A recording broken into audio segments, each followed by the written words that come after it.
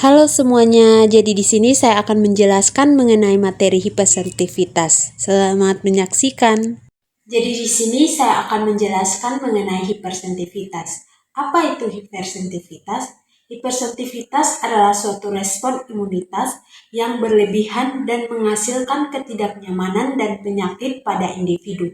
Hipersensitivitas ini berasal dari sistem imun yang normal. Penyakit autoimun merupakan salah satu contoh dari hipersensitivitas.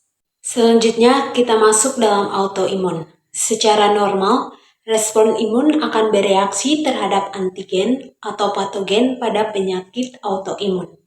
Respon imun penderita akan mengenali dan bereaksi terhadap protein tubuh atau self-antigen pada manusia. Autoimunitas terjadi secara spontan. Belum diketahui secara jelas apa yang menyebabkannya. Penyakit autoimun ini bisa bersifat kronis karena antigen di tubuh itu tidak hilang.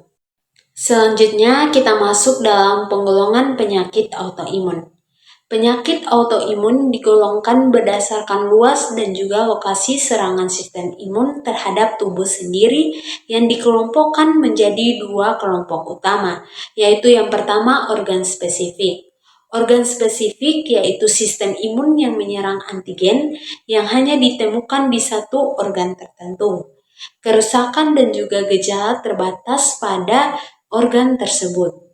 Contoh penyakitnya yaitu yang pertama tiroiditis Hashimoto, di mana penyakit ini menyerang kelenjar tiroid atau hipotiroidisme. Yang kedua adalah Crohn's disease, di mana penyakit ini menyerang reseptor TSA di tiroid atau hipertiroidisme.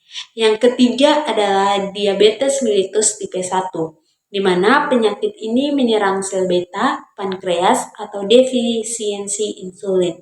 Yang keempat adalah Ghost-Patus syndrome, di mana penyakit ini menyerang membran dasar di ginjal dan juga paru-paru. Ciri-cirinya yaitu yang pertama, gejala tergantung pada fungsi organ yang diserang. Yang kedua, diagnosis lebih spesifik. Dan yang ketiga, terapi ditunjukkan pada organ tersebut. Yang kedua adalah sistematik. Sistematik adalah sistem imun yang menyerang banyak organ dan juga jaringan karena antibodi atau kompleks imun menyebar dalam sirkulasi. Gejala muncul di berbagai bagian tubuh secara bersamaan. Contoh penyakitnya yaitu yang pertama, sistematik lupus erythematosus atau SLE, di mana penyakit ini menyerang kulit, ginjal, sendi, dan otak. Yang kedua adalah rheumatoid arthritis, di mana penyakit ini menyerang banyak sendi dan juga peradangan kronik. Dan yang ketiga skleroderma, di mana penyakit ini dapat menebalkan dan mengeraskan kulit serta organ dalam. Dan yang keempat adalah Sjögren syndrome, di mana penyakit ini menyerang kelenjar air, mata, dan juga ludah, mulut, dan juga mata kering. Ciri-cirinya yaitu gejalanya lebih bervariasi dan kompleks.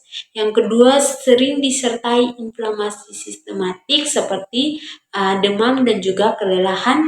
Dan yang ketiga adalah bersifat umum dan menekankan sistem imun. Jadi kesimpulannya itu adalah organ spesifik ini menyerang satu organ dan juga gejalanya spesifik. Sedangkan sistematik ini menyerang banyak jaringan serta gejalanya menyebar. Jadi pengelompokan ini dapat membantu dokter dalam diagnosis, pengolahan, dan juga pengobatan. Selanjutnya kita akan masuk dalam mekanisme autoimun yang dapat menyebabkan kerusakan sel. Penyakit autoimun ini terjadi ketika sistem imun gagal mengenali sel dan juga jaringan tubuh sendiri sebagai bagian dari diri. Akibatnya, sistem imun malah menyerang tubuh sendiri, yang dapat menyebabkan berbagai bentuk kerusakan jaringan. Mekanismenya yaitu yang pertama, kehilangan toleransi imun. Salah satu awal mula dari proses autoimun adalah hilangnya toleransi imun. Dalam keadaan normal, Sistem imun ini memiliki kemampuan untuk mengenali sel diri sendiri dan tidak menyerangnya. Namun, pada penyakit autoimun ini, self antigen dianggap sebagai antigen asing atau non-self, sehingga memicu respon imun. Setelah self antigen dikenali sebagai ancaman, sistem imun ini memicu dua jalur utama untuk menyerang, yaitu autoantibodi dan juga kompleks imun. Autoantibodi adalah antibodi yang dihasilkan untuk melawan antigen dari sel tubuh sendiri. Mekanisme kerusakannya yaitu yang pertama, mengikat antigen pada sel tubuh yang menandainya untuk dihancurkan. Yang kedua yaitu mengaktifkan sistem komplement yang dapat melisiskan atau menghancurkan sel-sel tersebut. Yang ketiga adalah opsonisasi, yaitu proses di mana sel ditandai untuk dimakan oleh makrofag melalui fagositosis. Contoh penyakitnya yaitu anemia hemolitik autoimun, di mana sel darah merah dihancurkan oleh sistem imun sendiri. Selanjutnya yaitu kompleks imun. Dalam beberapa kondisi, autoantibodi akan berikatan dengan self antigen dan membentuk kompleks imun. Kompleks ini dapat mengendap di berbagai jaringan tubuh. Endapan ini mengaktifkan komplement dan menarik sel-sel inflamasi seperti neutrofil yang melepaskan enzim dan radikal bebas penyebab kerusakan jaringan. Contoh penyakitnya yaitu sistematik lupus eritomatosus atau SLE, di mana kompleks imun ini menyebar luas ke banyak organ. Selanjutnya yaitu kerusakan jaringan, di mana baik melalui jalur autoantibodi langsung maupun kompleks imun, hasil akhirnya adalah kerusakan jaringan. Terjadi peradangan kronik ditandai dengan pelepasan sitokin atau protein sinyal dan enzim. Jaringan yang rusak mengalami difungsi dan juga dalam jangka panjang dan bisa menyebabkan kehancuran organ. Selanjutnya saya akan menjelaskan mengenai tipe-tipe dari hipersensitivitas. Dimulai dari hipersensitivitas tipe 1. Hipersensitivitas tipe 1 ini sering disebut dengan alergi atau anafilasis. Diperantarai oleh IgE yang terdapat pada sel mas, yaitu salah satu sel imun. Sel mas kemudian mengeluarkan histamin yang berperan dalam alergi. Respon yang dihasilkan yaitu cepat 15-30 menit yang dipicu oleh alergi. Contohnya asma. Selanjutnya saya akan menjelaskan mengenai penyakit yang disebabkan oleh hipersensitivitas tipe 1, di mana teman-teman bisa lihat pada gambar di situ ada perbedaan antara bronkiolus normal dan bronkiolus asmatik. Bronkiolus normal, trakea atau batang tenggorokannya bercabang ke bronkus lalu ke bronkiolus yang masuk ke paru-paru. Pada bronkiolus normal, saluran udara terbuka lebar, tidak terdapat penyempitan atau lendir berlebih. Udara bisa mengalir dengan bebas ke paru-paru. Sedangkan bronkiolus asmatik itu, dinding bronkiolus mengalami peradangan atau inflamasi yang menyebabkan pembekakan. Produksi lendir meningkat secara berlebihan dan menyumbat saluran napas. Kontraksi otot polos di sekitar bronkiolus menyebabkan penyempitan saluran napas. Akibatnya, saluran udara menyempit sehingga aliran udara terganggu. Nah, gejala yang timbul itu seperti sesak napas, batuk terus-menerus terutama pada malam atau dini hari, napas berbunyi-bunyi, dan juga dada terasa berat atau sesak. Selanjutnya adalah pemicu asma. Asma bisa kambuh ketika seseorang terpapar pemicu tertentu. Nah, beberapa pemicu asma yang umum itu yang pertama hewan peliharaan. Bulu, air liur, dan kotoran hewan bisa menjadi alergi yang memicu asma. Yang kedua, olahraga berat. Terutama olahraga di udara dingin dapat memicu penyempitan saluran napas. Yang ketiga, serbuk sari. Serbuk sari dari pohon, rumput, dan juga bunga sering menyebabkan alergi dan serangan asma. Yang keempat, tunggau kecoa. Serangga dan tunggau menghasilkan partikel kecil yang memicu reaksi alergi. Yang kelima adalah uap kimia, di mana uap dari bahan pembersih, cat, parfum, dan zat kimia lain dapat mengiritasi saluran napas. Yang keenam adalah udara dingin. Udara dingin dan kering dapat memicu asma terutama saat bernapas melalui mulut. Yang ketujuh adalah spor jamur. Spora jamur dari tempat lembab seperti kamar mandi atau gudang bisa memicu serangan. Yang kedelapan, debu. Debu rumah khususnya yang mengandung tunggau sering menjadi pemicu utama. Yang kesembilan, asap. Asap rokok, asap kendaraan, atau pembakaran sampah sangat berbahaya bagi penderita asma. Yang kesepuluh, bau menyengat. Bau tajam dari parfum, bahan masakan, atau bahan kimia bisa menyebabkan iritasi. Yang kesebelas, polusi udara. Udara tercemar dari kendaraan bermotor dan industri dapat memperparah gejala asma. Yang kedua belas, emosi negatif. Kondisi emosional seperti marah atau cemas bisa mempengaruhi pernapasan dan memicu asma. Selanjutnya adalah anafilasis. Anafilasis adalah reaksi alergi berat dan terjadi secara tiba-tiba setelah tubuh terpapar pemicu alergi. Kondisi ini merupakan kondisi medis darurat karena dapat menyumbat saluran pernapasan bahkan jatuh ke dalam kondisi syok. Gejala pada anafilasis itu seperti bersin, batuk, gatal pada kulit, sesak pada dada, lemah, pusing, kesulitan bernapas dan peningkatan detak jantung, pembekakan dan rasa gatal pada lidah, kesulitan dalam menelan, muntah, diare, dan juga nadi lemah dan pucat. Selanjutnya adalah penanganan anafilasis dengan pemberian epinefrin sesegera mungkin setelah timbul gejala dan juga terpapar alergi. Pemberian ini dilakukan oleh tenaga medis atau dengan pena epinefrin di paha atau lengan atas. Penderita dibaringkan dengan posisi badan rata serta posisi tungkai kaki lebih tinggi dibandingkan dengan kepala. Selanjutnya kita masuk dalam hipersensitivitas tipe 2.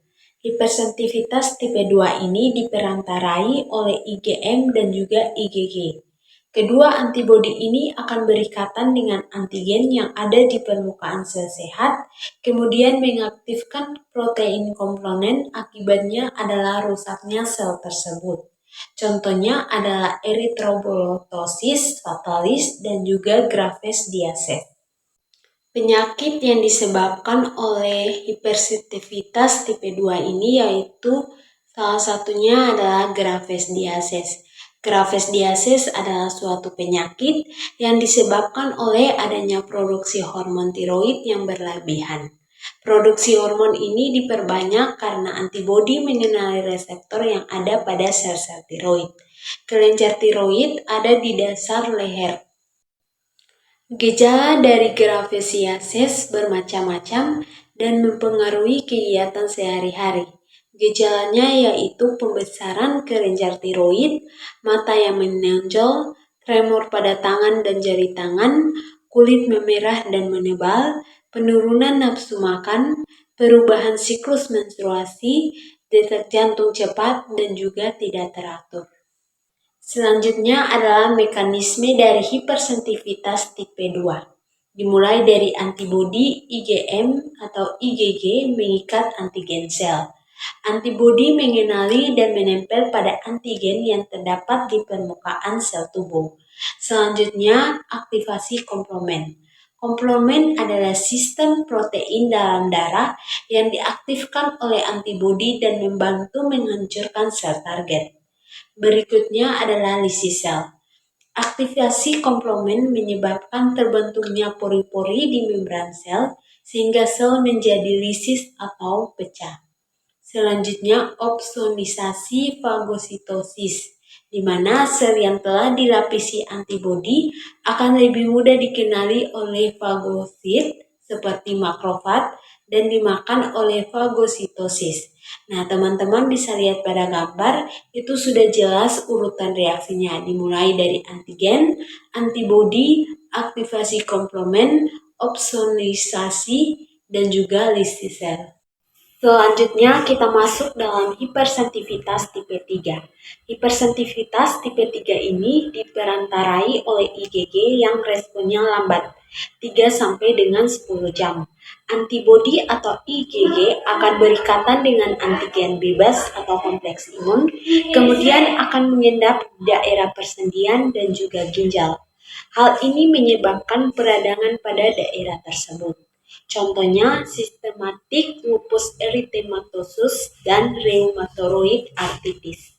Selanjutnya kita akan membahas mengenai sistematik lupus eritematosus atau SLE. Nah, SLE ini adalah salah satu penyakit autoimun yang menyerang protein tubuh.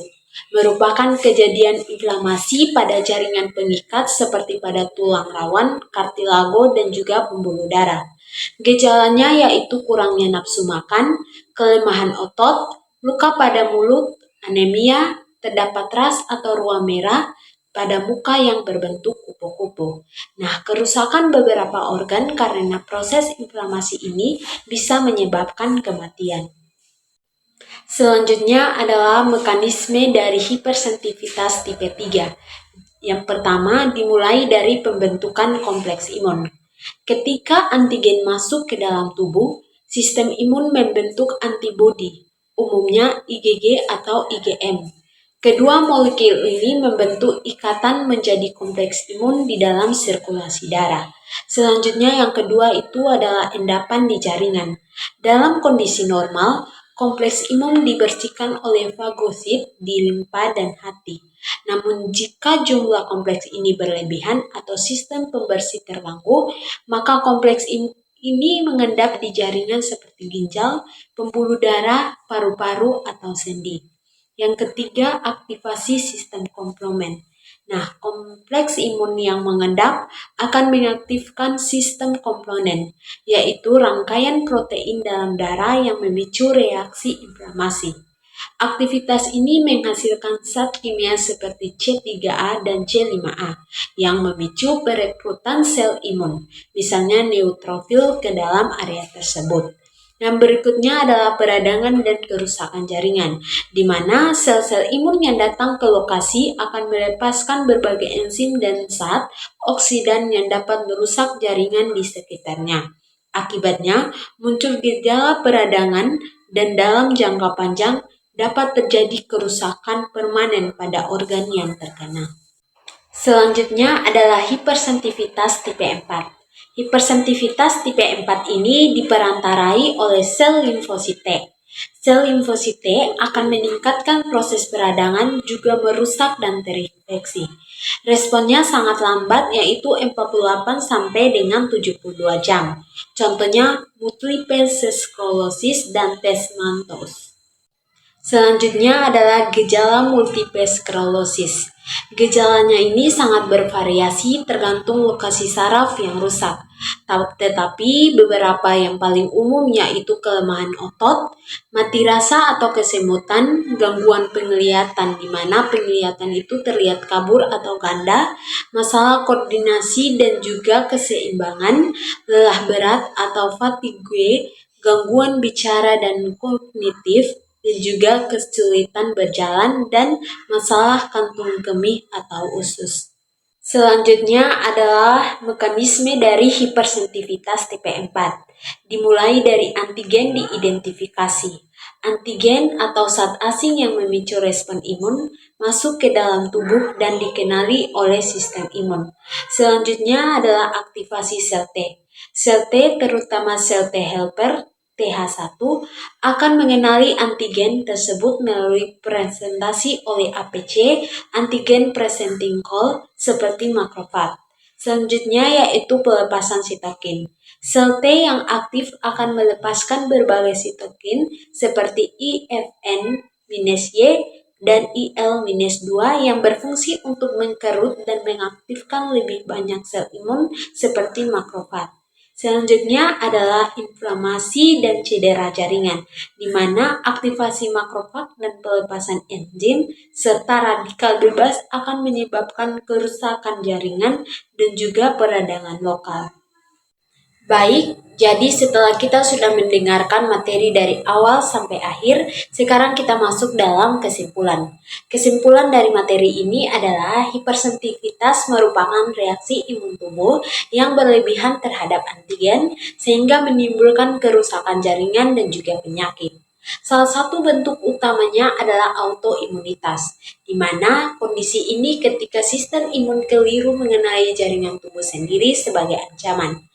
Penyakit autoimun ini dapat bersifat kronik dan penyebab pastinya belum diketahui. Berdasarkan lokasi targetnya ini, penyakit autoimun ini dibedakan menjadi dua, yaitu yang pertama organ spesifik, di mana menyerang satu organ tertentu. Selanjutnya yaitu yang kedua sistematik, di mana dia mempengaruhi banyak organ atau jaringan sekaligus.